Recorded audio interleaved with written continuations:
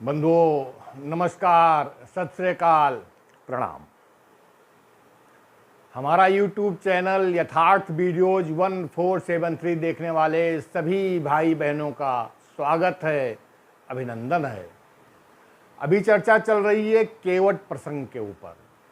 केवट अपनी हठ पे, अपनी जिद पे अड़ा हुआ है कि प्रभु के पैर धो करके ही वो गंगा पार कराएगा। प्रभु कुछ नहीं बोल रहे हैं, उनका यही शब्द है, नाव मांग लिया। उसके बाद में उसकी भक्ति, उसके अनुराग को देख रहे हैं, कभी कभी हंस देते हैं। केवट ने एक विकल्प भी बताया भगवान को। जैसे बिल्कुल मानवीय व्यवहार में, जैसे हम लोग आपस में समाज में जो व्यवहार करते हैं, वही व्यवहार वहाँ पर केवट और राम जी के प्रति है। न ये प्रतीत होता है कि वो साक्षात पर ब्रह्म है, और केवट इस चीज को जानता है कि वो कौन है। उसको अपनी भक्ति, अपने प्रेम पर इतना भरोसा है, उसी भरोसे के ऊपर, उसी प्रेम के ऊपर वो पैर धोने के लिए जिद किए हुए है। जैसे हम कहीं दुकान पे कोई सामान लेने जाते हैं, अगर हमारे हिसाब से, हमारी पसंद का या हमारी रेंज का सामान वहाँ पर नहीं होता है, तो बहुत से ऐसे सज्जन दुकानदार हैं जो आगे दुकान बता देते हैं कि भाई वहाँ चले जाओ, वहाँ पे ये सामान मिल जाएगा। यही हाल केवट भी कर रहा है। केवट ने राम जी के सामने एक बढ़िया विकल्प रख दिया।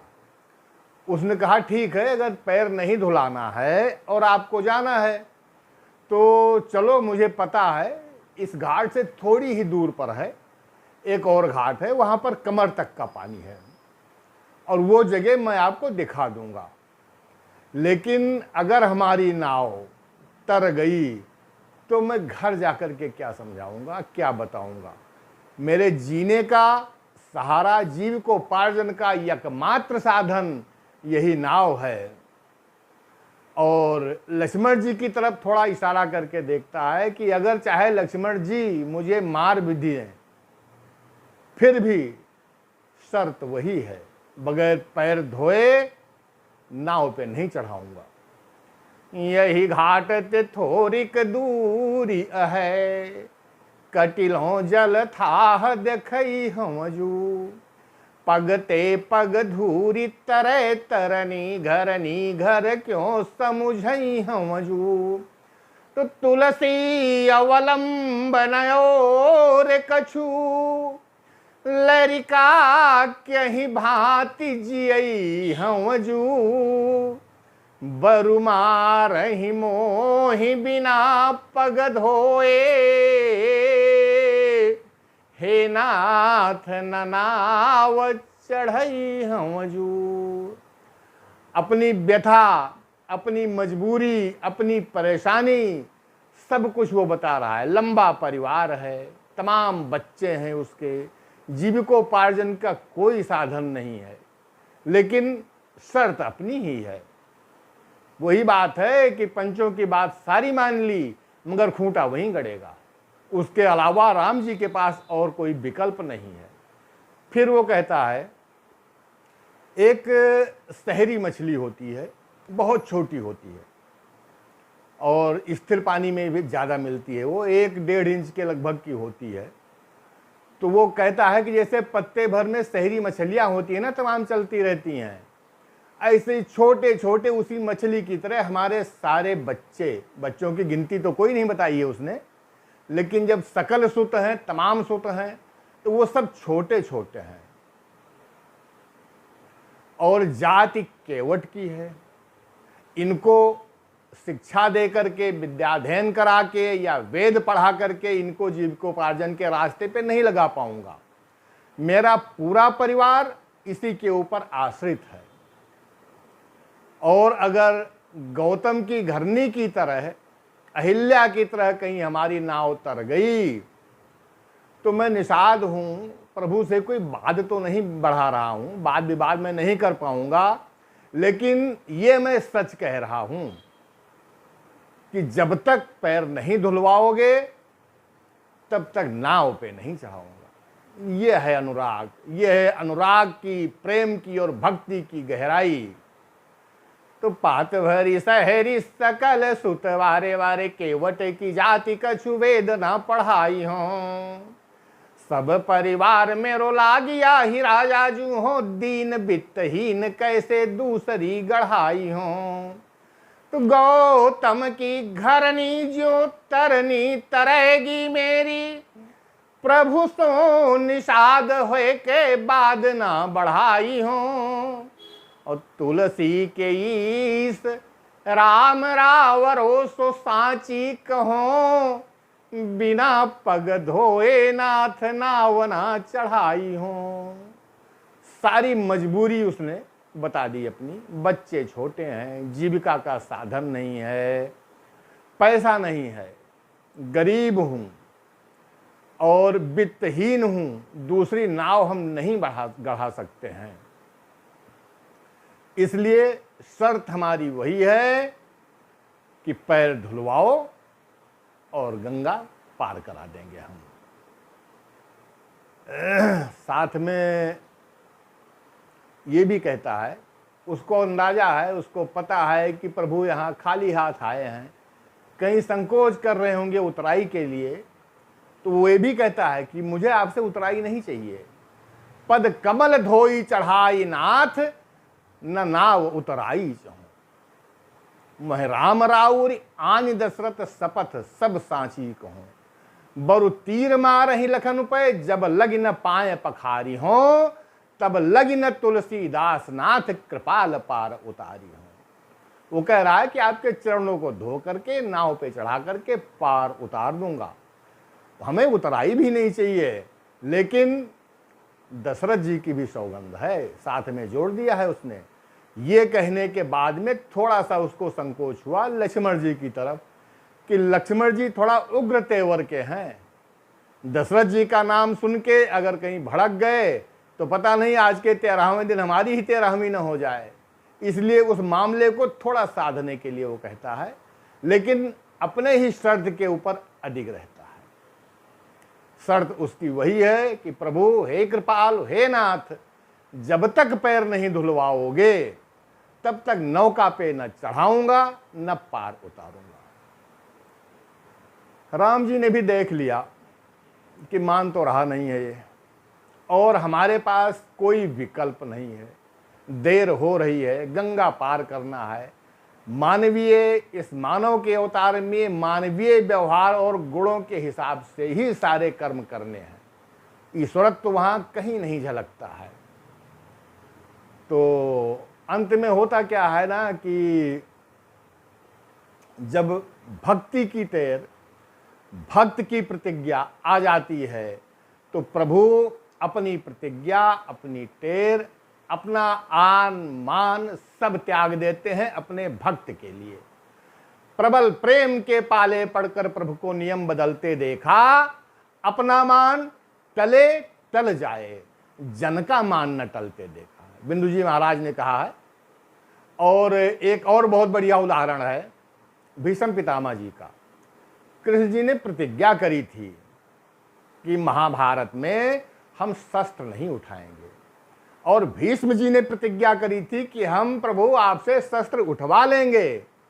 और अंत में एक परिस्थिति ऐसी आती है कि भीष्म का मान रखने के लिए कृष्ण जी को सुदर्शन चक्र उठाना पड़ा। तो प्रभु ने देखा अब कोई रास्ता नहीं है, कोई विकल्प नहीं है। अब इतनी देर प्रभु केवट की सुन रहे थे, अब प्रभु बोले, मुस्का के बोले, कृपा सिंधु बोले मुस्काई, सोई करु जहीं तव नाव न जाई। बेगी आनी जल पानी पखारू, होत विलंब उतारहु पारू। जा सुनाम सुमिरत एक बारा, उतरहि नर भव सिंधु अपारा। सोई कृपाल केवट ही निहोरा, जहीं जग किए तिहूं पगहूं ते थोरा। अब प्रभु मुस्का करके उससे बोलते हैं कि केवट तुम ऐसा करो कि तुम्हारी नाव सुरक्षित रहे, जल्दी पानी लाओ, मुझे देर हो रही है। और हमें इसको गंगा जी को पार कराओ। अब देखना यह है कि जिसका नाम सुमिर लेने से एक बार भवसागर से आदमी पार हो जाता है, और 3 पग में जिन्होंने 2 ही में पूरी धरती और स्वर्ग नाप लिया था, वही प्रभु गंगा के किनारे एक गंगा जी को ही पार करने के लिए, जो कि उनके ही श्री चरणों से निकली हैं, केवट के से नाव मांग रहे हैं।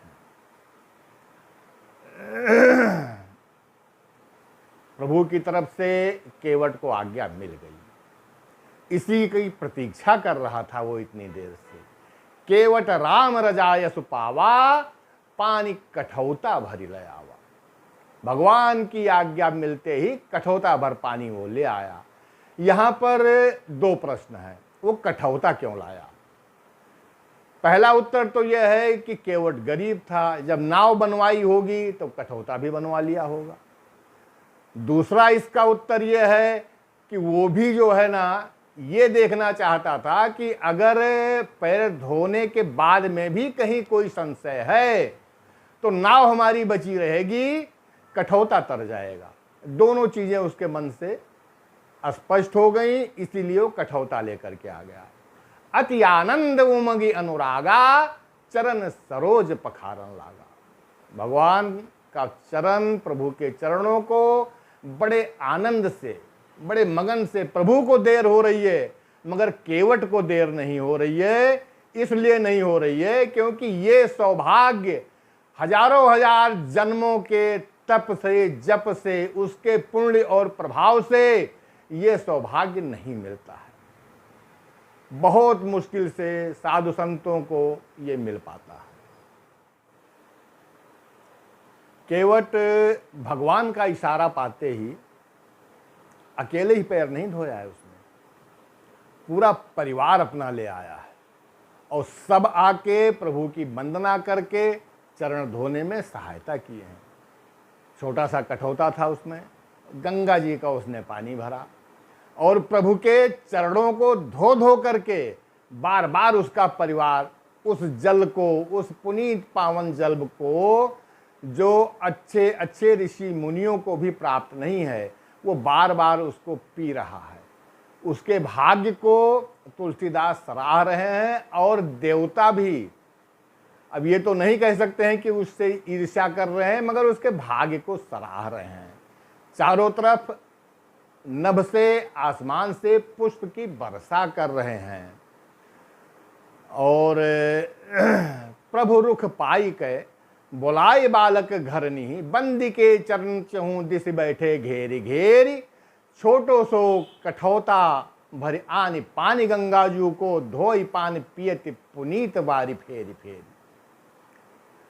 तुलसी सराहें ताको भाग सानुराग सुर, बरसे सुमन जय जय जय कहें टेरी टेरी, विविधि स्नेह सानी बानी असयानी सुनी, हंसे राघो जानकी लखन तनहे। प्रभु जी उसके अनुराग को, उसके प्रेम को, उसके स्नेह को देख करके मुस्काते हैं, हंसने लगते हैं। अब केवट पैर धो रहा है। एक पैर प्रभु का, कल्पना कीजिए, एक पैर प्रभु का कठौते के अंदर है, एक पैर पे वो खड़े हैं। प्रभु कहते हैं कि केवट जल्दी पांव धो, हम एक पैर के ऊपर खड़े हैं और हमें कष्ट हो रहा है। जल्दी प्रभु की है, ध्यान रखिएगा, केवट को कोई जल्दी नहीं, क्योंकि ऐसा मौका, ऐसा सौभाग्य फिर कहां दोबारा मिलने वाला है। इतनी जल्दी वो कैसे इन चरणों को छोड़ देगा। उसका उपाय राधे श्याम रामायण में है, बहुत बढ़िया उन्होंने वर्णन किया राधे श्याम जी ने। कहे उठा कष्ट का भी उपाय, राजा धीराज सेवक पर है, स्वीकार करें मेरी विनती, तो कष्ट न फिर रत्ती भर है। जो आपकी जंघाओं तक है वो हाथ उठाओ नाथ अपना, रखो मुझ सेवक के सिर पर राजा जी वही हाथ अपना। लक्ष्मण सीता ही नहीं धन्य कहे उठे उस समय शंकर भी, धो रहा धन्य चरणों को वो, रखवाया हाथ शीस पर भी। देखिए, ये दोनों सौभाग्य बहुत मुश्किल से किसी को मिला है कि प्रभु के चरणों को भी धो रहा हो और उसके सर पर भी हाथ हो। ये केवट की चतुराई है या केवट का भाग्य है भाई। जिसका भाग्य देवता भी सराह रहे हैं, उसका कोई छोटा भाग्य थोड़े है। केवट ने बड़े आराम से प्रभु के चरणों को धोया, पग पखारी जल पानी कर आप सहित परिवार। अब यहां पर एक बात और है, प्रभु को उसने बाद में पार उतारा है, अपने पितरों को पहले पार उतार दिया। यह है केवट की महानता कह लो, उसकी भक्ति की गहराई कर लो। और पितर पार कर प्रभु ही पुनि मुदित गयो लई पार। पहले अपने पितरों को पार कराया, फिर खुशी खुशी बड़ी प्रसन्नता से प्रभु को पार कराया। कथा कीर्तन कुल विषे भवसागर की नाव, कहे कबीर या जगत में नाही और उपाव। श्री राम जय जय राम, श्री राम जय जय राम, श्री राम जय जय राम, श्री राम जय राम। श्री सीताराम नाम महाराज की जय। बंधुओं, हमारे चैनल को लाइक, शेयर और सब्सक्राइब करते रहिएगा। धन्यवाद, प्रणाम।